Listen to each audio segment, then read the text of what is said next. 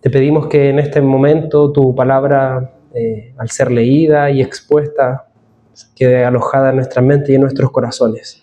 Guíanos, transfórmanos, exhórtanos, corrígenos cada día, Señor. Solamente, Señor, a través de tu palabra y la predicación de ella. Haznos cada día más maduros espiritualmente, Señor, para ser conformados a la medida tuya. Te pedimos esto en el nombre del Padre, del Hijo y del Espíritu Santo. Amén. Amén. Y damos lectura. Dice así: mientras ellos se iban, comenzó Jesús a decir de Juan a la gente: ¿qué salisteis a ver al desierto? ¿Una caña sacudida por el viento? ¿O qué salisteis a ver? ¿A un hombre cubierto de vestiduras delicadas? Muchas gracias. He aquí, los que llevan vestiduras delicadas en las casas de los reyes están. Pero, ¿qué salisteis a ver? ¿A un profeta? Sí, os digo, y más que profeta, porque este es de quien está escrito: he aquí, yo envío mi mensajero delante de tu faz, el cual preparará tu camino delante de ti. De cierto os digo, entre los que nacen de mujer no se ha levantado otro mayor que Juan el Bautista, pero el más pequeño en el reino de los cielos mayor es que él. Desde los días de Juan el Bautista hasta ahora, el reino de los cielos sufre violencia, y los violentos lo arrebatan, porque todos los profetas y la ley profetizaron hasta Juan. Y si queréis recibirlo, él es aquel Elías que había de venir. El que tiene oídos para oír, oiga. Amén. Tome asiento. El pueblo de Dios es un pueblo que muchas veces desconoce su posición en la historia de la redención. Muchas veces pensamos de que la historia bíblica y la historia actual no tiene mucha relevancia saber en dónde estamos ubicados. Pero hermanos, hay mucha relevancia en aquello. Por lo cual te pregunto, ¿cuál crees que es tu posición en el reino de Dios? ¿Te has puesto alguna vez a pensar en eso? ¿Te sientes privilegiado de haber nacido en un tiempo como este?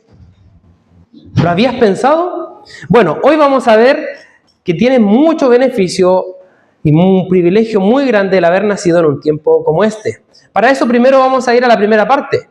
¿Qué sucede, hermanos?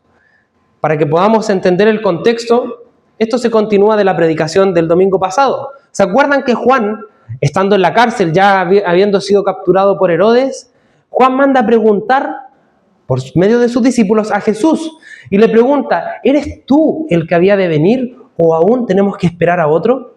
¿Se acuerdan? Y nuestro pastor Miguel nos contó que el mismo Juan era quien lo había bautizado, el mismo Juan era quien había escuchado la voz del Padre decir: este es mi Hijo amado en quien tengo complacencia. El mismo Juan vio al Espíritu Santo descender como una paloma sobre Jesús en el bautismo. Hermanos, el mismo Juan era el que había dicho: he aquí el Cordero de Dios que quita el pecado del mundo. Pero hermanos, Juan no había visto todo el cumplimiento de las profecías. Juan todavía tenía dudas de cómo iba a ser el reino mesiánico, cómo Dios iba a establecer su reino en la tierra a través del Mesías. Por lo tanto, él manda a preguntar a Jesús y le dice: ¿eres tú el que había de venir? ¿O realmente tenemos que esperar a otro? Hermanos, Jesús responde su pregunta. Jesús podría haberlo reprendido, pero Jesús le manda a decir lo que está aconteciendo, cómo la profecía de Isaías se estaba cumpliendo. Los ciegos estaban viendo, ¿cierto? Los milagros estaban aconteciendo, el reino de Dios se estaba estableciendo en la tierra. Por lo tanto, esa duda queda saldada. Pero surgió otra duda, es muy probable dentro de la gente que estaba ahí. Ahora las personas se tuvieron que haber empezado a preguntar: ¿y por qué Juan mandó a preguntar eso? ¿No era un profeta? ¿No venía Juan de parte de Dios? ¿Cómo es que Juan entonces ahora está dudando? ¿Se fijan? Es muy probable que eso haya sucedido, porque las palabras de Jesús entonces ahora nos empiezan a mostrar la respuesta que que Jesús quiere dar sobre Juan, no a Juan, no lo que le mandó a decir, sino lo que ahora él tiene que decir de Juan el Bautista. Así que veamos la primera parte, lo que Jesús quiere decir de Juan. Y presenta a Juan como un heraldo de Jesús. Para eso vamos a ir viendo una de las cada una de las tres preguntas. Lo primero que hace Jesús pregunta, ¿qué salisteis a ver al desierto? Ustedes fueron al desierto a ver a Juan. Les pregunta, ¿qué salieron ustedes a ver? ¿Fueron a ver a una caña sacudida por el viento? Ya que en el río Jordán lo que sucedía, hermanos, es que estaba lleno de cañas o juncos, podríamos llamar. Y el viento los movía de un lado a otro, así que Jesús le estaba dando una ilustración de algo que ellos estaban entendiendo, ¿cierto? ¿Fueron a ver ustedes al desierto a alguien débil? A alguien que dependiendo de cómo están los tiempos, el viento, el contexto, se mueve de aquí para allá. ¿Fueron a ver a alguien como él? Jesús con eso no da su respuesta, pero él dice no. Es un rotundo no. Salieron a ver a alguien que se deja influenciar, que es débil, que no tiene un carácter definido. No. La respuesta a eso es no, es una pregunta retórica. Pero Jesús vuelve a preguntar, por si quedan dudas. ¿O qué salisteis a ver? ¿A un hombre cubierto de vestiduras delicadas? Responde ahora con un rotundo no, pero explicando ese rotundo no dice, he aquí, los que llevan vestiduras delicadas en la casa de los reyes están. Así que ahora podemos entender un poco más. Si Juan hubiese sido una persona fluctuante o débil de carácter, y no un pregonero del mensaje de Dios, él hubiese dicho lo que los reyes querían escuchar.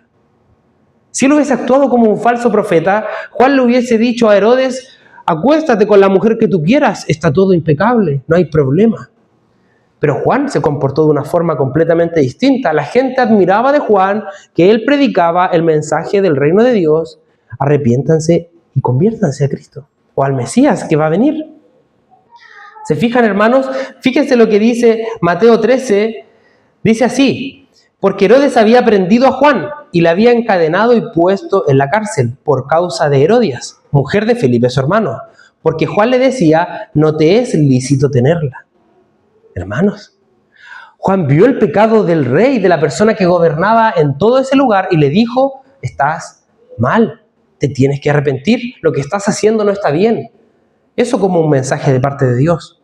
Juan no era alguien débil, simplemente tenía una duda porque no lograba entender cómo el reino de Dios se estaba desenvolviendo. Y para corroborar esto de que Juan no era alguien débil, fíjense lo que le dice a los líderes religiosos antes de que Jesús llegara o apareciera en la escena. Mateo 3, del 7 al 10 dice así, generación de víboras, ¿quién os enseñó a huir de la ira venidera? Haced pues frutos dignos de arrepentimiento y no penséis decir dentro de vosotros mismos, a Abraham tenemos por padre, porque yo os digo que Dios puede levantar hijos a Abraham aún de estas piedras. Y ya también el hacha está puesta a la raíz de los árboles, por tanto, todo árbol que no da buen fruto es cortado y echado en el fuego. Fuertes palabras. Juan no era alguien débil. Juan era alguien que predicaba en nombre de Dios. Era un profeta que hablaba en nombre de Dios. Así que ahora en la tercera pregunta, ¿de qué salisteis a ver? Jesús comienza a responder, ¿quién es Juan? Ahora pregunta, ¿pero qué salisteis a ver? ¿A un profeta? Versículos 9.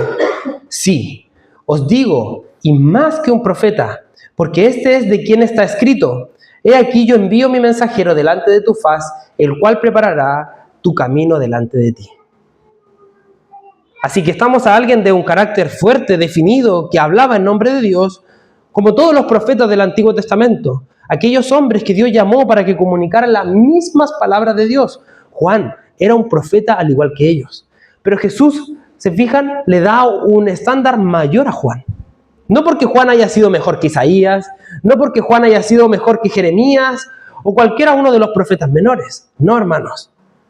Simplemente era porque en la historia de la redención Juan estaba teniendo un lugar privilegiado. El lugar privilegiado, hermanos, estaba en que Juan era quien pregonaba el mensaje del rey. Juan era quien estaba justo en la antesala de que el Mesías apareciera en escena. Lo explico de esta forma. ¿Qué sucede si en mucho tiempo más va a venir un rey aquí a Talcahuano? Y empiezan a venir personas a decirnos, el rey de España, por ejemplo, viene y se acerca hacia Talcahuano. Pero hermanos, ese rey viene lejos. vienen muy lejos, pero esas personas empiezan a comunicarnos lo que va a suceder en el futuro. Pero justamente la persona que esté justo antes, delante de que el rey entre en escena, que desenrolle la alfombra, que diga, atentos todos, porque aquí viene el rey, esa persona en la historia de la venida del rey tiene un lugar especial. Y esa persona era Juan. Juan el Bautista estaba diciendo justo antes de que Jesús llegara que él venía y que él iba a entrar en escena. Él preparó el camino delante de Jesús. ¿Qué camino preparó, hermanos? El camino del arrepentimiento. El mismo mensaje que predicaron los profetas de antaño, Juan lo estaba predicando, pero ahora porque era necesario delante del Mesías. Ya no había tiempo para más demora. Las personas debían entender de que el Mesías iba a entrar en escena y que debían arrepentirse de sus pecados. Por eso que la urgencia del mensaje, por eso que Juan actúa con ese ímpetu. Generación de víboras, arrepiéntanse, el árbol está justo a punto de ser cortado, el hacha está puesta ahí. Y si no da buen fruto ese árbol, va a ser cortado y echado al fuego. Por eso que Juan decía eso. Esa era la persona que había tenido dudas. Gran persona, ¿no? Sí. Jesús la sitúa muy en alto a la persona de Juan. Hermanos, Juan tenía que preparar los corazones del pueblo duro de corazón. Juan tenía que ablandar esos corazones por medio del mensaje. Y eso fue lo que hizo. El Mesías prometido estaba ahora a nada de entrar en escena. Y Juan tenía un rol único en la historia de la redención. Por eso que dice, cuando ve a Jesús, he aquí el Cordero de Dios que quita el pecado del mundo. Con todo aquello, hermano, aunque su función era importante en la historia de la redención, no quiero perder más tiempo y quiero explicar cómo Juan se relaciona con nosotros. Porque si vemos el pasaje, Jesús lo que continúa diciendo es que Juan, aunque sea el mayor de todos los profetas, es menor que cualquier persona, menor en el reino de Dios. ¿Cómo entendemos esto? ¿A qué se está refiriendo Jesús con eso? ¿Por qué Juan, si ya lo hemos elogiado tanto, es menor que una persona pequeña en el reino de Dios? Y es porque debemos entender en qué punto estamos situados en la historia de la redención. Jesús explica esto más adelante. En Mateo 13 dice así: pero bienaventurados vuestros ojos, porque ven, y vuestros oídos, porque oyen. Os digo solemnemente, muchos profetas y justos anhelaron ver lo que vosotros estáis viendo, pero no lo vieron, y oír lo que vosotros estáis oyendo, pero no lo oyeron. Hermanos, nosotros también no estábamos frente a Jesús en estas palabras, pero Jesús está situando algo. Hay una diferencia abismal, hermanos, por más de que estas personas eran profetas y mensajeros fieles de Dios, todo su mensaje estaba apuntando hacia el futuro. Ellos simplemente estaban comunicando lo que iba a suceder en el tiempo en donde el Mesías entrara en escena. Ellos predicaban o profetizaban juicio para los que no se arrepentían y salvación para el remanente de Dios. Pero nada de eso pudieron ver. Isaías, Jeremías, Ezequiel, los profetas menores, Moisés, Abraham, Jesús dice en Juan que vio su día y se gozó. Pero hermanos, no pudieron verlo con sus propios ojos. Ellos anhelaron eso, pero no lo vieron. En cambio, Juan era mayor que todos ellos, porque Juan vio el comienzo del ministerio de Jesús, pero aún así no logró ver todo lo que las personas más pequeñas en el reino de Dios pudieron ver. Juan vio al rey entrar en escena, Juan vio al Mesías y lo bautizó, pero hubieron muchas cosas que Juan no pudo ver. Primero, por estar en una cárcel. Los discípulos de Jesús podían ver sus milagros, podían ver cómo Jesús hablaba con las personas, cómo les predicaba. Juan nada de eso pudo ver. Juan simplemente se tuvo que conformar con las palabras reconfortantes de Jesús, diciéndole: todo esto está sucediendo, pero nada de eso vio. En cambio, los discípulos que estaban con Jesús, ellos sí pudieron ver todas esas promesas cumplidas. Es glorioso esto, porque muchos de ellos no profetizaban como Juan. No habían recibido una revelación especial como Juan o como los profetas de antaño. Pero ellos, al estar con Jesús y ver el reino mesiánico cumplirse, ahora adquirían un estatus mayor que el de Juan. No porque fueran mejores que Juan, sino porque Dios providencialmente les permitió estar con Jesús, quien iba a llevar a cabo todo la promesa y le iba a hacer cumplirse, hermanos. Hermanos, usted podría decir, al igual que Juan, yo no vi nada. Usted podría decir, Juan no vio nada. Los profetas del Antiguo Testamento no vieron nada. Y yo tampoco he visto. Pero déjeme decirle algo, hay una posición distinta en la de usted y la de Juan. Porque ellos creían de que todo eso se iba a cumplir. Nosotros miramos hacia atrás y sabemos que todo eso se cumplió. Todo eso se cumplió. Para poder entender esto, Juan creyó de que la salvación iba a llegar a través del Mesías, cuando Jesús le mandó a través de sus discípulos a decirle lo que estaba sucediendo. Pero los discípulos de Jesús vieron más allá. Vieron la transfiguración. Los discípulos de Jesús vieron a Jesús en el Gólgota muriendo para que sus pecados fueran cubiertos, redimidos. Los discípulos de Jesús lo vieron resucitar al tercer día. Y los que no lo vieron ese día, hermanos, lo vieron en sus apariciones en los 40 días posteriores. Y los que no, lo vieron ascender entre las nubes sabiendo que Él iba a volver por su pueblo. Esas personas estaban viendo la historia cumplirse. Y eso es un lugar de privilegio. Pero no quiero que usted piense que porque no vio eso, no tiene un lugar de privilegio. El lugar de privilegio para todos nosotros es real. Todos nosotros estamos en una posición mucho mejor y más aventajada que cualquier profeta del Antiguo Testamento. Porque nosotros sabemos que todo eso se cumplió. Por lo tanto, te pregunto, hermano, ¿estás satisfecho en el lugar que tú ocupas en el reino de Dios? ¿Realmente te nace de tu corazón decirle a Dios gracias por haberme llamado en este tiempo? Yo pensaba y decía, Señor, muchas gracias porque me permitiste nacer en este tiempo, donde el Evangelio ronda por las calles de Chile y me permitiste conocerte. Porque por más que yo no haya presenciado físicamente todo lo que hiciste, yo, siendo muy pequeño en tu reino, tengo un lugar de privilegio porque sé que todo eso se cumplió. Y eso a mí me da la certeza de que puedo confiar en mi Señor. Hermanos, ese es el Señor que los llamó a ustedes. Les pregunto, ¿ustedes creen que tienen ese lugar de privilegio? Fíjense lo que dice Hebreos 11, 39 al 40. Hablando de las personas del Antiguo Testamento. Y todos estos, aunque alcanzaron buen testimonio mediante la fe, no recibieron lo prometido, proveyendo Dios alguna cosa mejor para nosotros, para que no fuesen ellos perfeccionados aparte de nosotros.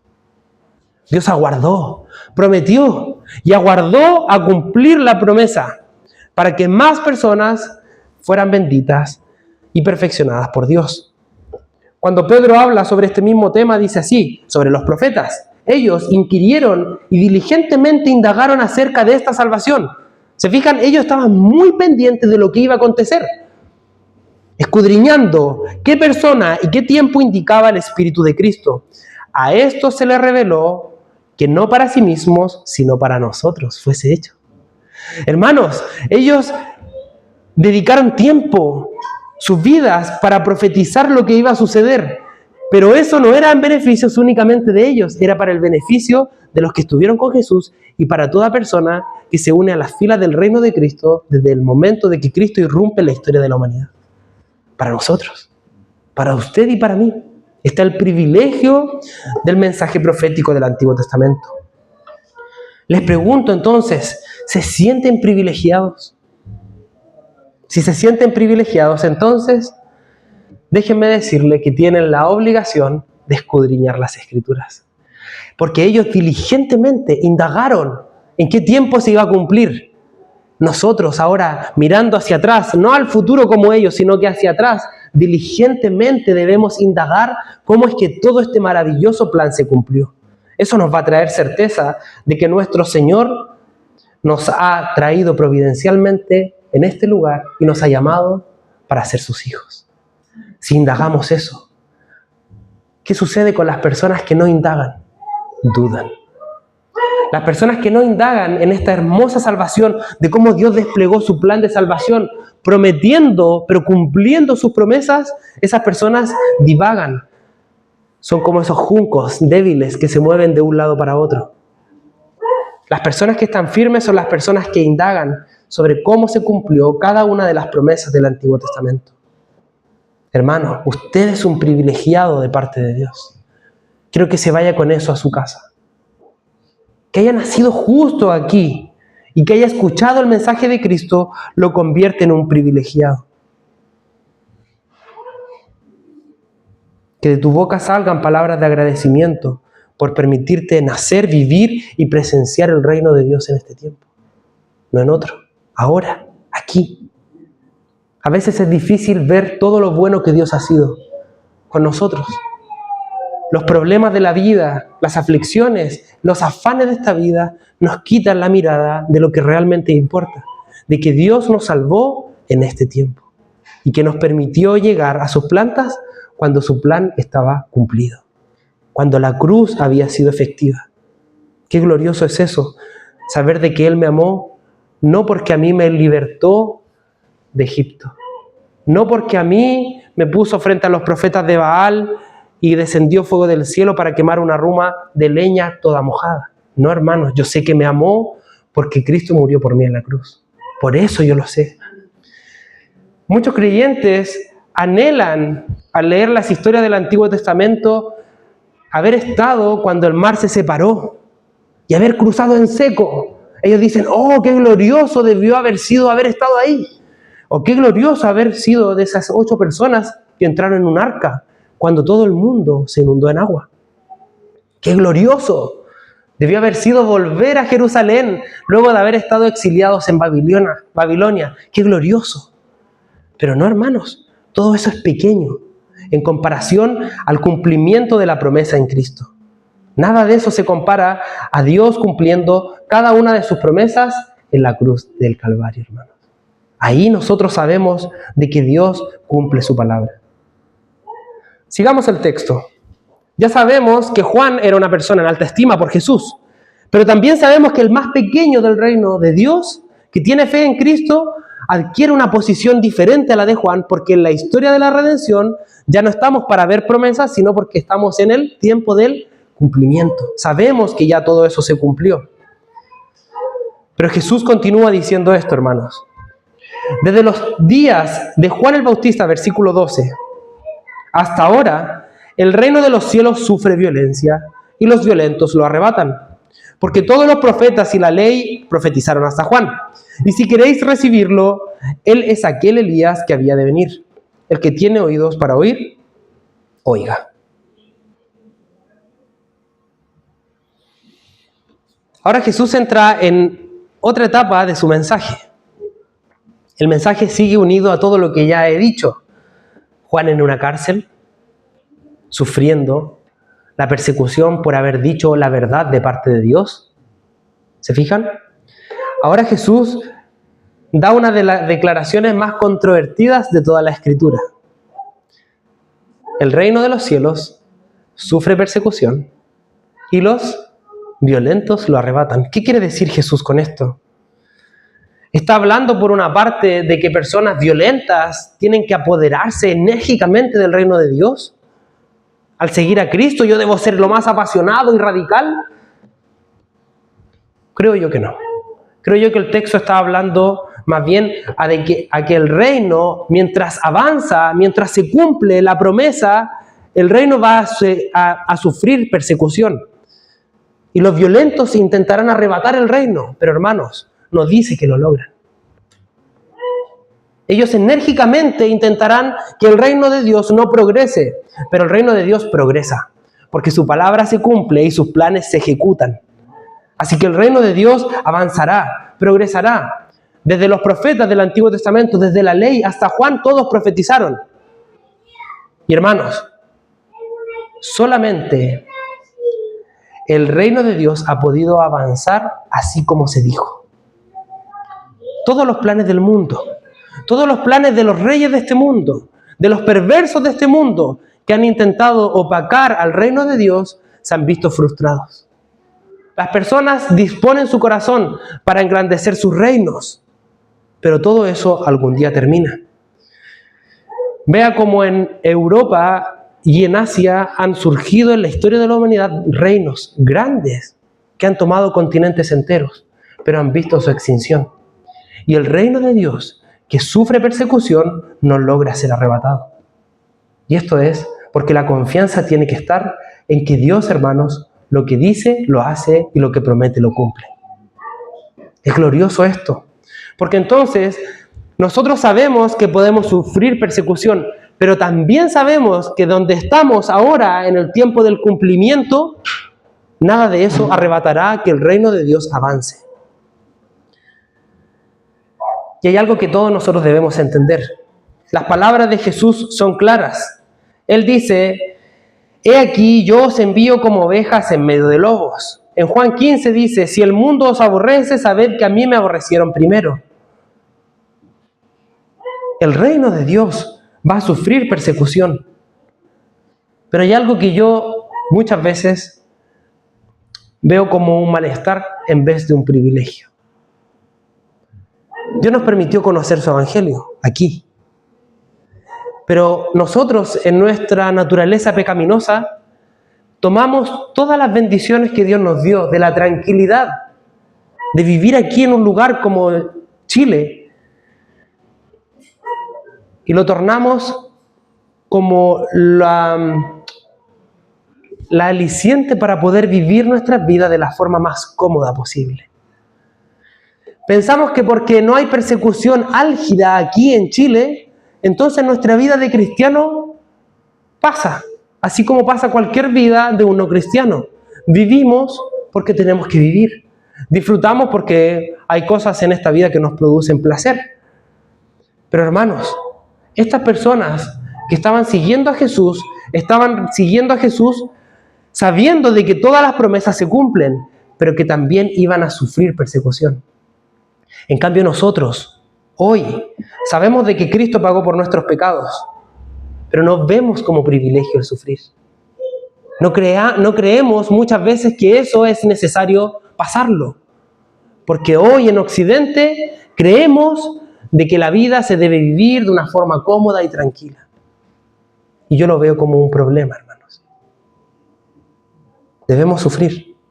Y creo yo que cuando el pueblo de Dios se dispone a predicar el verdadero mensaje, desde el Antiguo Testamento hasta el mensaje de Cristo y el mensaje de los apóstoles, el pueblo de Dios sufre. Y esto es un privilegio, el sufrir por Cristo. Hechos 14:22 dice así: es necesario que a través de muchas tribulaciones entremos en el reino de Dios. Lo leímos en el estudio en la mañana. Segunda de Timoteo 3:12 dice: todos los que quieren vivir piadosamente en Cristo Jesús padecerán persecución. Le está hablando José a una iglesia que está en Éfeso, en un lugar que estaba sufriendo persecución. Pero no le dice a algunos de ustedes. En ese tiempo la promesa no era: hermanos, algunos van a sufrir persecución. No, le está diciendo: todos ustedes en este ambiente hostil, griego, todos los que quieran vivir piadosamente para Cristo, sufrirán persecución. Pero Pablo esto no lo veía como un problema. Porque a los filipenses en el 1:29 dice así: porque a vosotros os es concedido que padezcáis por él. Y se fijan, como que Dios les dio a ustedes la bendición, les concedió el sufrir por Cristo. Hermanos, yo sé que muchos de nosotros sufrimos, pero por cosas anexas en la vida. Salud, problemas familiares, problemas del corazón muchas veces, del alma, de la mente. Sufrimos, pero el sufrir por Cristo, al que le es concedido eso, es una bendición. Y déjeme decirle por qué es una bendición. Porque Juan el Bautista, quien estaba sufriendo en ese momento, venía, hermanos, con el espíritu de Elías. Y quiero que entendamos la última parte del sermón. Jesús dice que Juan el Bautista era aquel Elías que había de venir. Pero cuando en Juan le preguntan a Juan el Bautista, ¿tú eres Elías? Él dice, no, yo no soy Elías. Así que aquí hay un problema que debemos resolver. Jesús por un lado dice, él es el Elías que había de venir, pero cuando le preguntan a Juan, ¿tú eres Elías? Él dice, yo no soy Elías. Para eso vamos a Malaquías 4, 5 y 6, dice así. He aquí, esta es la profecía sobre Elías. He aquí, yo os envío el profeta Elías, antes que venga el día de Jehová, grande y terrible. Él hará volver el corazón de los padres hacia los hijos y el corazón de los hijos hacia los padres. El pueblo de Israel, ¿qué entendía algo? Elías no había muerto. Por lo tanto, si Elías no había muerto y justo antes del Mesías iba a aparecer Elías en escena, ¿qué creyeron ellos? Que iba a ser Elías físicamente. El mismo Elías que no había degustado la muerte era quien iba a aparecer en escena. Por lo tanto, cuando le preguntan a Juan el Bautista, ¿tú eres Elías? No, era Juan el Bautista, él no era Elías. Pero no es que esta profecía no se haya cumplido, sino que fíjense en la profecía sobre Juan el Bautista, antes de que él naciera, lo que se dice de él. Lucas 1, 16 y 17 dice así: y hará que muchos de los hijos de Israel se conviertan al Señor de ellos. ¿Qué decía Malaquías? Él hará volver el corazón de los padres hacia los hijos y el corazón de los hijos hacia los padres. Así que esta profecía, ¿de quién está hablando? Del Elías que iba a venir. Pero sobre Juan el Bautista se está profetizando esto. E irá delante de él con el espíritu y el poder de Elías, para hacer volver los corazones de los padres a los hijos. Hermanos, ¿qué está queriendo decir esto? Que el mensaje por el cual estaba sufriendo persecución Juan el Bautista era el mismo mensaje de Elías. Con el mismo poder que Dios había llamado a Elías, ahora había llamado a Juan el Bautista. Y ese poder lo tenía en persecución. Ese poder lo tenía sufriendo. Por lo tanto, quiero llevarlos a esta conclusión. Nadie lo va a odiar a usted cuando predique rosas sobre las personas. El mensaje del Evangelio de la Prosperidad, que le dice a las personas lo que ellos quieren escuchar, nunca va a traer persecución. Si hay alguien enfermo y usted se acerca y le dice, ¿sabes qué? Vamos a declarar de que tú vas a ser sano en esta hora y tú tienes que tener fe porque Dios lo va a hacer, ¿ustedes creen que esa persona lo va a odiar a usted? No, hermano. ¡Wow! Va a decir, Dios me envió a alguien de parte de Él para sanarme. Si usted está sufriendo problemas económicos y llega alguien que le dice, da tu dinero a Dios y Dios te va a multiplicar todo eso y te va a sacar de todas las deudas, ¿ustedes creen que esa persona va a ser odiada? No. Hermanos, promesas tras promesas, que lo que hacen es engatusar a la gente. Cuando el verdadero mensaje que predicó Isaías y predicó Juan el Bautista era arrepiéntanse de sus pecados. Y eso nadie lo quiere escuchar. Se va a ganar enemigos muchas veces por decirle a las personas de que su religión es falsa, de que están en una iglesia que los lleva a la condenación eterna. Pero usted predique con el mismo espíritu que predicó Juan el Bautista. Ese espíritu de llamar al arrepentimiento, hermanos. El espíritu de Cristo hace que su pueblo profetice esto. Y con esto quiero llevarlos al último punto, ya cerrando. Estamos en una posición mayor que la de Juan el Bautista. Pero los profetas del Antiguo Testamento, Juan el Bautista, hasta Juan el Bautista predicaron sobre el arrepentimiento de una forma veraz, muchas veces dura, hermanos. Pero nosotros, que estamos en una condición mejor, porque ya sabemos de que todo eso se ha cumplido, muchas veces cerramos nuestra boca. Cuando debería ser todo lo contrario, porque ellos profetizaron creyendo de que todo eso se iba a cumplir. Pero nosotros ahora predicamos sabiendo que todo eso se cumplió. Por lo tanto, hermano, usted tiene que predicar con la certeza de que Cristo va a volver y que va a enjuiciar a todas las naciones. De que esas personas que están cerca suyo, si es que no escuchan el mensaje, si es que no se arrepienten, se irán a una condenación eterna. Porque sabemos que las palabras de Dios se cumplen. Ellos predicaban confiando de que se iba a cumplir. Nosotros predicamos confiando de que todo eso se cumplió. Nuestra predicación debe ser con más urgencia entonces, porque sabemos que la palabra de Dios es veraz. Predique el evangelio del arrepentimiento y verá cómo muchas veces se ganan enemigos. Pero le aseguro que esas almas que lleguen a Cristo por el mensaje de la predicación reconfortarán su alma. Así que póngase en pie y oremos al Señor. Señor, te damos infinitas gracias por permitirnos vivir en un tiempo como este, en donde tu mensaje, tus promesas, Señor, se cumplieron. Señor, permítenos ver que tú volverás por tu iglesia y que debemos predicar con el mismo ímpetu que predicaron los profetas, Juan el Bautista, tú, Señor Jesús, y tus apóstoles. Permítenos ver de que el mundo necesita arrepentimiento y nuestras almas muchas veces también, Señor. Señor, al que veamos que está perdido en pecado, haznos predicar tu mensaje de arrepentimiento y salvación en la cruz de Cristo. Te pedimos esto en el nombre del Padre, del Hijo y del Espíritu Santo. Amén. Amén.